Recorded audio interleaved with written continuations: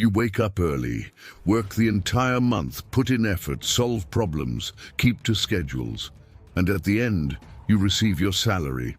For many people, this money is already born with a set destination: bills, payments, groceries, transportation. And when it runs out, comes that automatic phrase, "I earn too little, there's nothing I can do." But this is where the turning point begins. Your salary is not a ceiling saying how far your life can go. It is a tool. And a tool wasn't made to sit idle. It was made to build. Think of someone who works in house construction. The bricklayer receives bricks. If he uses all the bricks to make a low wall and stops there, the work never grows. But if he uses the same bricks with a plan, today the foundation, tomorrow the walls, then the second floor, gradually something bigger emerges. Your salary works the same way. Most people use 100% of it just to keep life functioning. Eating, housing, getting around. All of this is necessary, of course, but when all the money only goes to surviving, it doesn't build anything for the future. It only puts out fires in the present. The mindset of those who begin to prosper, even earning little, is different. This person looks at their salary and thinks, how can this money help me earn more down the road? How can I use part of it to create something that keeps growing? It's like planting a tree. If you eat all the seeds, you satisfy hunger today. But if you save some and plant them, in the future you'll have fruit every year without needing to start from zero.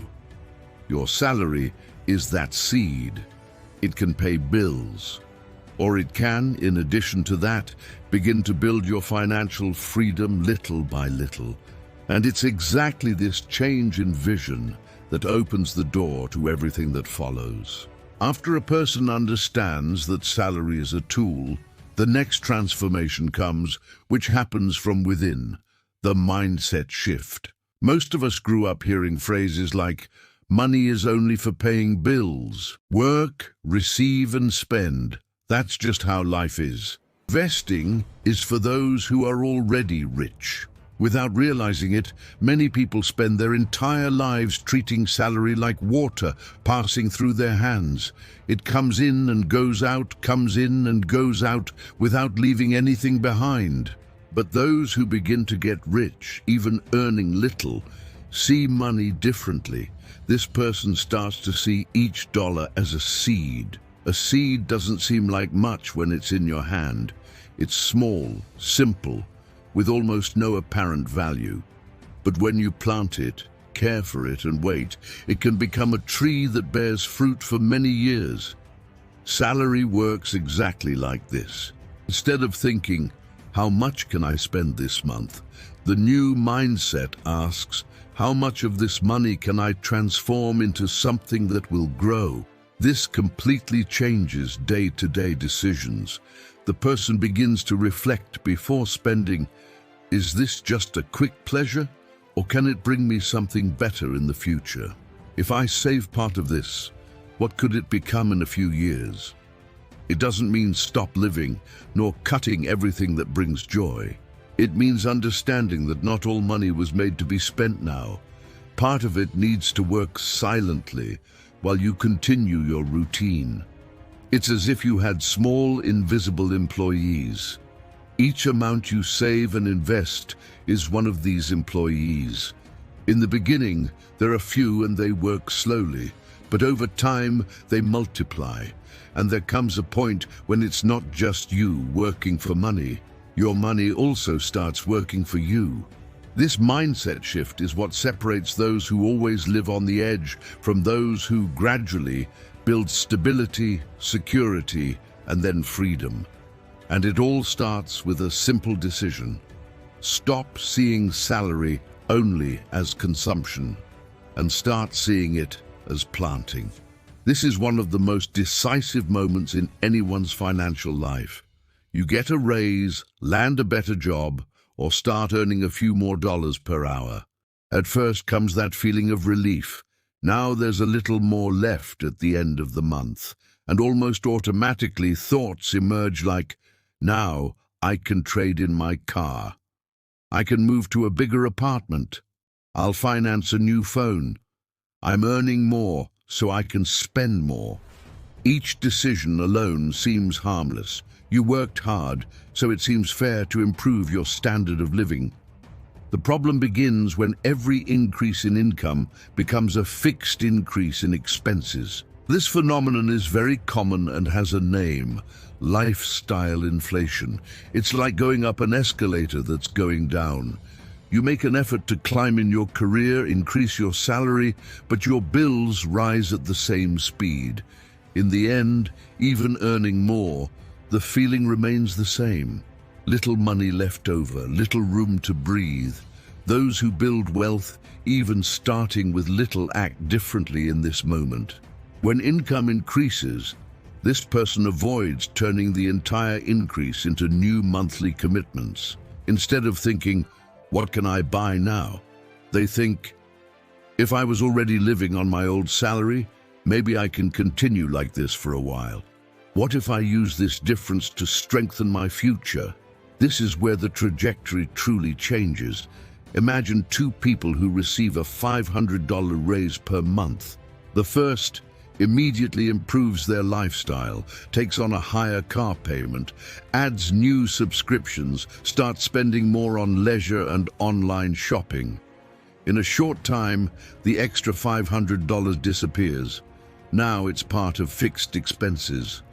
The second person keeps their standard of living almost the same and directs that same $500 per month to investments. Over the years, this amount can grow, generate income, create security and open doors, like changing careers, starting a business, or dealing with emergencies without going into debt. The difference between remaining trapped by bills and beginning to build financial freedom often isn't in the size of the salary, but in how you handle the raises you receive throughout life. Controlling your lifestyle when your income rises is one of the most powerful and rarest habits among people who actually accumulate wealth over time. After controlling your standard of living comes a step that many people avoid because they find it boring or complicated, but which in practice is liberating, knowing exactly where each dollar is going. Most people work hard, receive their salary, and the money simply disappears. At the end of the month, what remains is only the feeling that more should have been left over, but no one can say exactly where it went. It's like driving at night with a dirty windshield. You can still move forward, but with poor visibility. Any curve becomes a risk.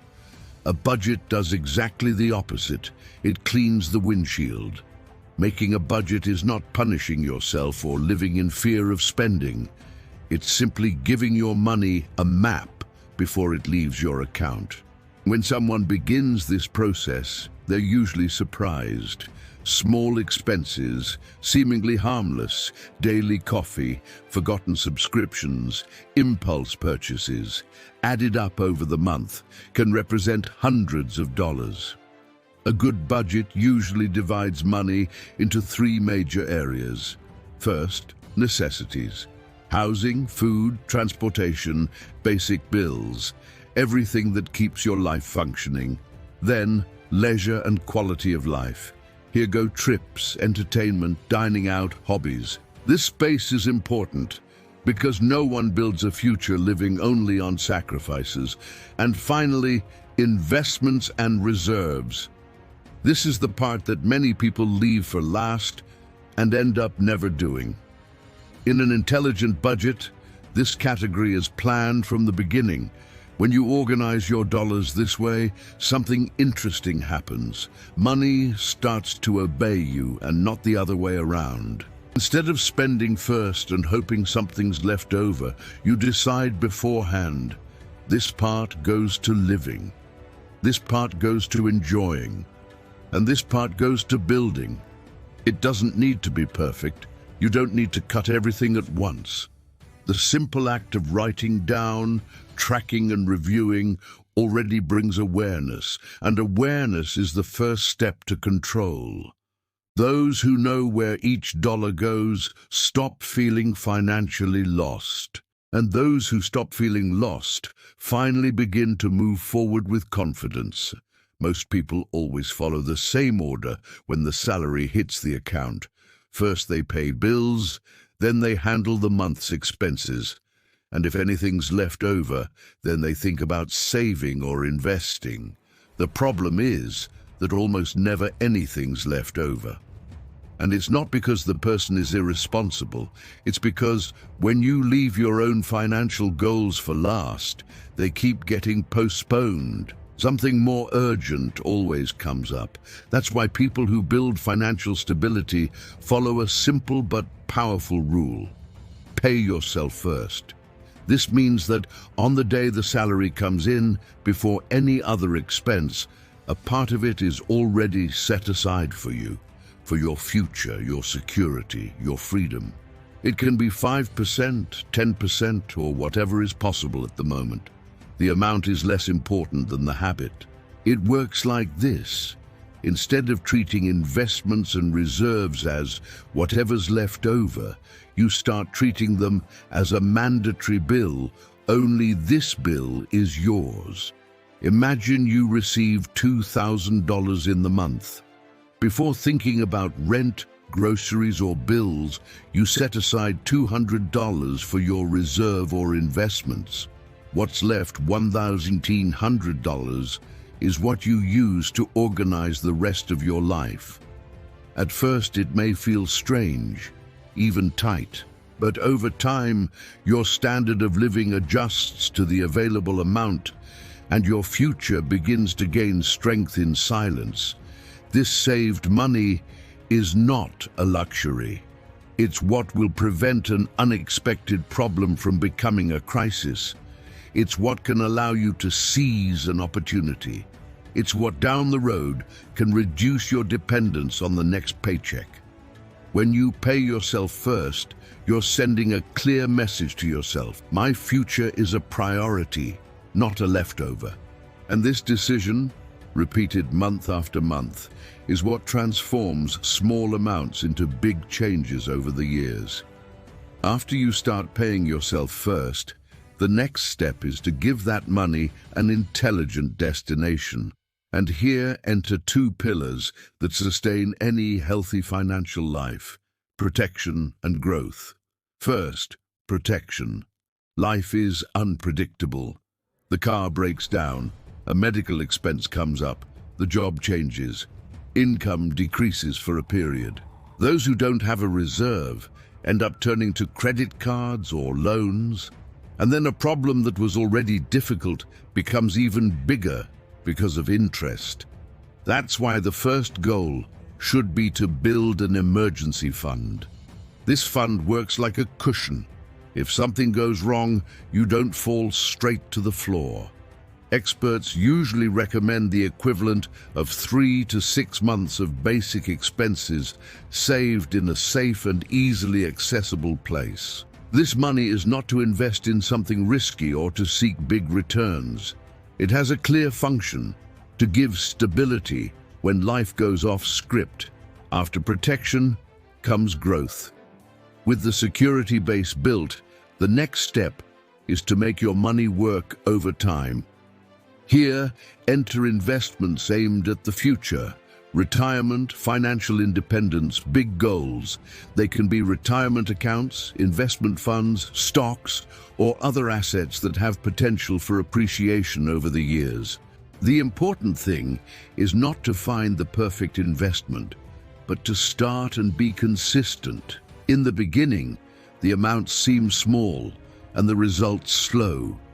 But time is one of the greatest allies of those who invest. The returns begin to generate new returns, and growth starts to happen increasingly faster.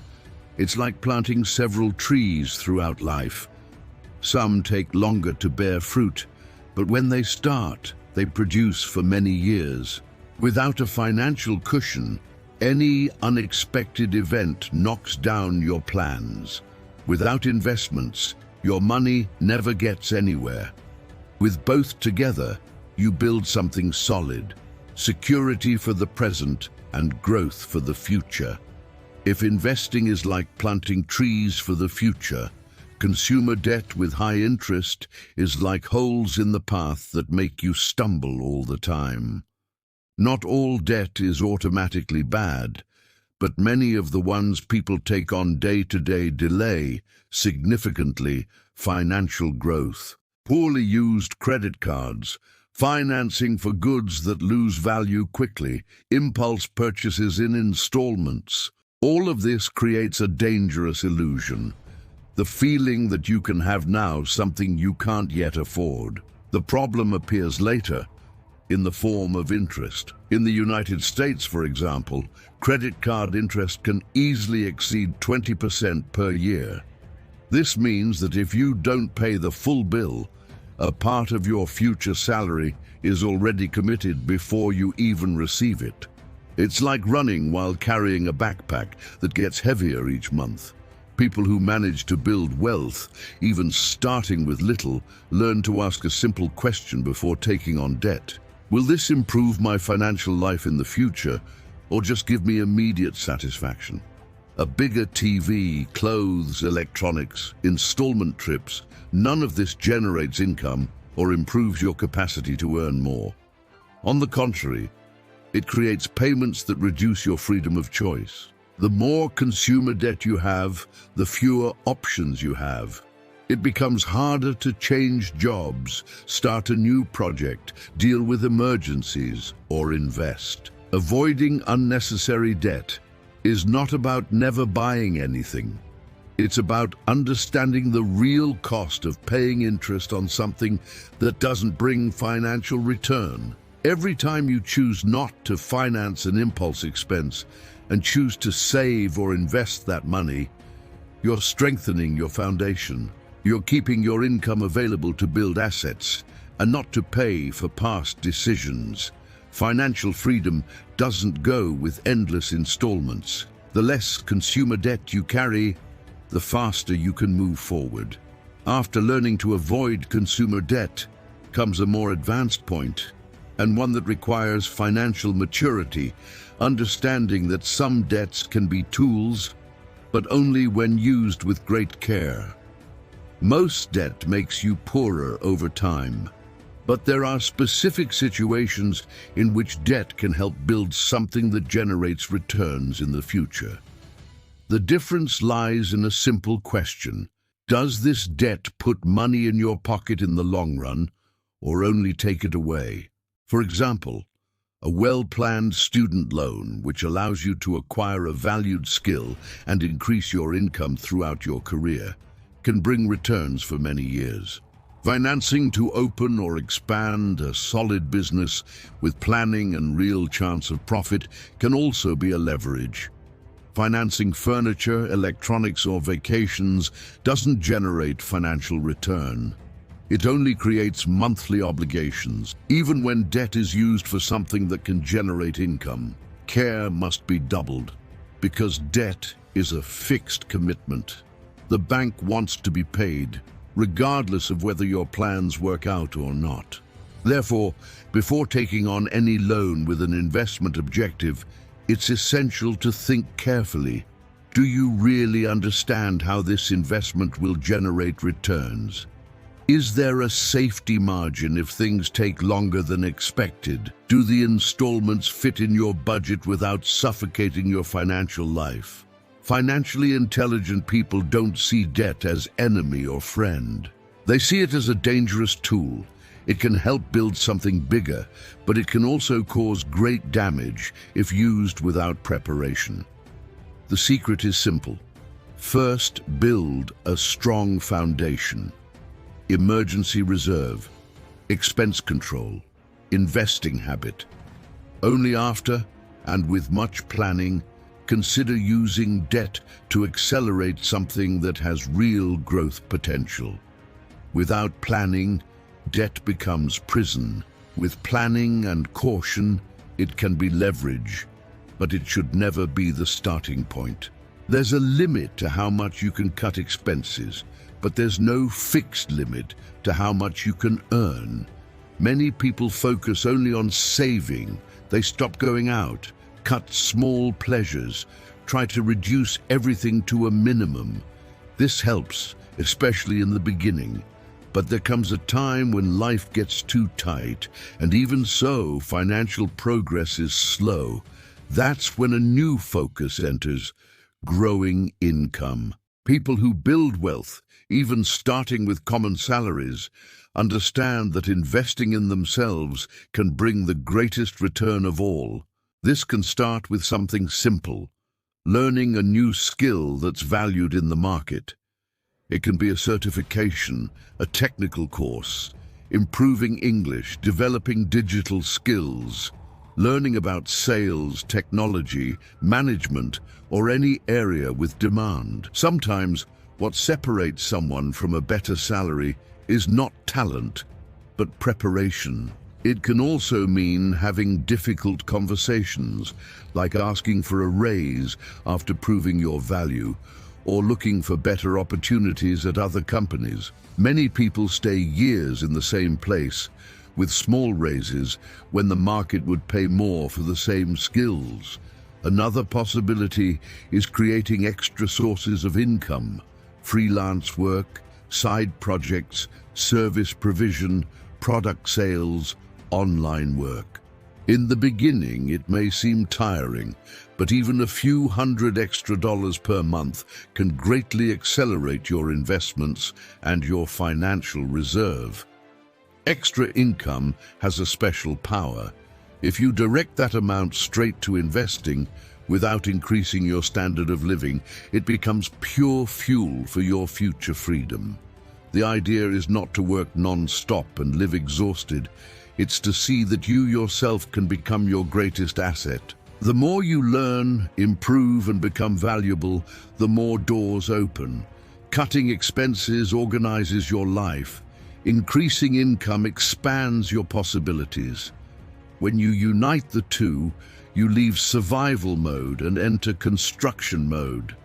After everything we've seen, changing mindset, controlling expenses, investing, avoiding bad debt, and increasing income, all of this leads to a central goal: building assets. Assets are everything that puts money in your pocket over time, instead of taking it away. When most people receive their salary, the money goes straight to expenses: rent, bills, car, purchases. These are life costs, and many are necessary. But alone, they don't build wealth. Assets are different. They can be investments that generate returns, company stocks, funds, real estate that generates rent, your own business, or even skills that increase your capacity to earn more in the future. All of them have something in common: they keep working even when you're not working at that moment. This is where the big turnaround happens. While you trade time for money at your job, the assets you've built begin gradually to generate income too. At first, it's little, almost imperceptible, but with consistency, this income grows. There comes a point when your money starts to do part of the heavy lifting. It starts to produce results along with you. This is how people stop depending exclusively on the next paycheck. They build income sources that don't require constant presence, and this brings something very valuable: options. Option to reduce work pace, option to change careers, option to have more time with family, option to not panic in the face of an unexpected event. All of this starts small, with part of the salary being intentionally directed to assets. It's not about getting rich overnight. It's about building, month after month, something that grows in silence. In the end, getting rich while earning little is not an isolated event. It's the result of simple decisions, repeated for a long time, always using salary not just to live the present, but to build the future. If you look at all these steps together, you'll notice something important. None of them depend on winning the lottery, inheriting money, or having a huge salary from the start. It all begins with how you see what you already earn. First, you understand that your salary is a tool. Then, You change your mindset and start treating part of it as a seed, not as immediate consumption. You control your lifestyle when income increases. You organize money with a clear budget. You learn to pay yourself first. You build a security base with reserves. You invest thinking long-term. You avoid debts that suffocate. You use credit with extreme care and only when there's real potential for returns. And along the way, you work to increase your income and transform part of it into assets. In isolation, each step seems small, almost too simple, but together, repeated month after month, year after year, they completely change a person's financial destiny. Most live in automatic mode: earn, spend, repeat. Those who build wealth live in intentional mode: earn, set aside, invest, grow. It's not about speed, it's about direction. Even starting with little, you can build stability. With stability comes security. With security, choices emerge, and it's choices that bring true financial freedom. In the end, getting rich while earning little is not about doing something extraordinary once. It's about doing the basics extraordinarily well for long enough for the results to appear. And it all starts with the decision to no longer let your salary simply pass by, but to put it to work in your favor. If this message made sense to you, don't keep it to yourself. Share this video with someone who keeps saying there's never money left at the end of the month. Sometimes, what's missing isn't earning more. It's seeing money in a different way.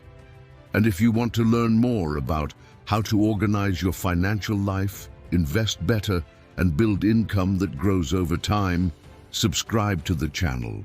Here the idea is simple. Transform knowledge into better decisions, and better decisions into a lighter and more secure financial life. See you in the next video.